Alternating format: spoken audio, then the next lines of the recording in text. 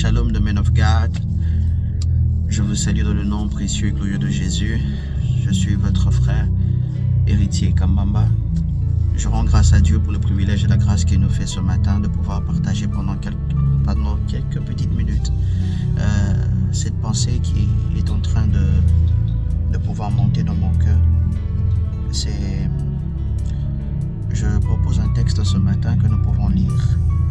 Mais avant tout, j'aimerais m'acquitter d'un devoir de dire merci à Dieu pour le souffle de vie, l'être, le mouvement et pour la présence de toi qui va suivre cette vidéo. Je prie que dans un certain domaine, dans amour, dans ce que je dirais, que l'Éternel puisse trouver une place de pouvoir ancrer cela dans ton cœur, qu'il puisse déposer, installer certaines choses pour qu'elles deviennent une référence durant toute cette journée, pourquoi pas durant toute une vie, que cette vidéo puisse faire du bien à celui qui va la suivre. Je dis merci à Dieu pour le pasteur bienvenu qui pense toujours à nous associer dans cette œuvre, et je bénis Dieu pour tout un chacun de nous. Alors le texte avec lequel nous allons pouvoir évoluer ce matin, c'est le texte de Nombre chapitre 21. À partir du verset 1, la Bible est en train de dire: le roi d'Arad cananéen qui habitait le Midi apprit Israël venait par le chemin d'Atarim. Il combattit Israël et emmena des prisonniers. Alors Israël fit un vœu à l'Éternel et dit: si tu livres ce peuple entre mes mains, je dévouerai ces villes par interdit. L'Éternel entendit la voix d'Israël et livra les Cananéens.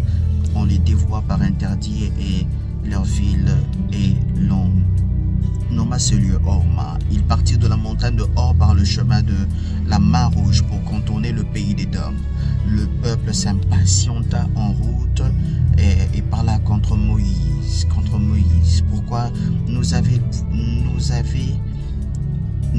avez-vous fait monter hors d'Égypte pour que nous mourions dans le désert, car il n'y a point de pain et il n'y a point d'eau, et notre âme est dégoûtée de cette misérable nourriture. Alors l'Éternel envoya encore contre le peuple des serpents brûlants, ils mordirent le peuple et il mourut beaucoup de gens en Israël. Je saute pour prendre le verset 8. L'Éternel dit à Moïse: fais-toi un serpent brûlant et place sur une perche.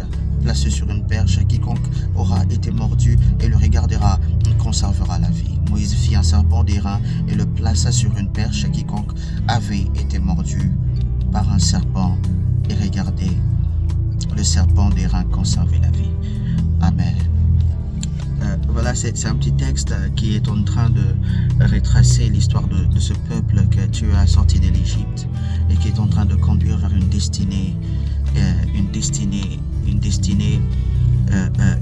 glorieuse, en faisant la promesse de leur conduire jusqu'à la terre promise.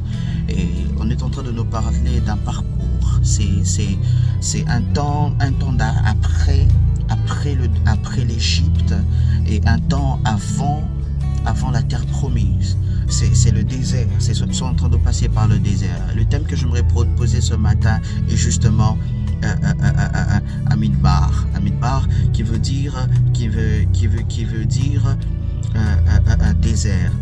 Dans le Nombre chapitre 21, c'est texte qui est si profond qu'on est en train de considérer chaque chose qui est en train de se passer.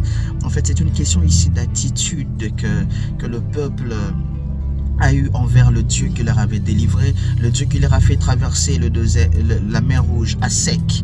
Ils ont été capables de voir les entrailles de la mer, les fins fonds de la mer à sec. Ils avaient la possibilité de voir les merveilles de Dieu qui étaient là sous leurs yeux.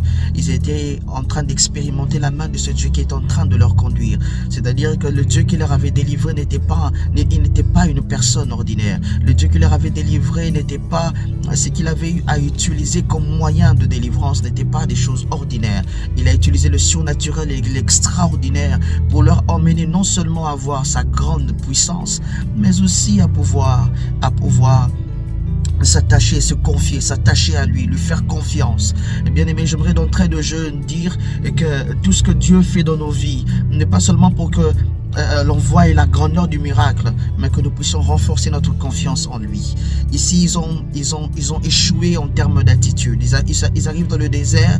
Dans le désert, d'abord, le premier constat que je fais, c'est que dans le désert, on n'a pas une habitation définitive. Le désert a une habitation, on utilise des tentes pour montrer que ce n'est pas une habitation permanente, mais on est en train de bouger pour aller à un endroit plus glorieux.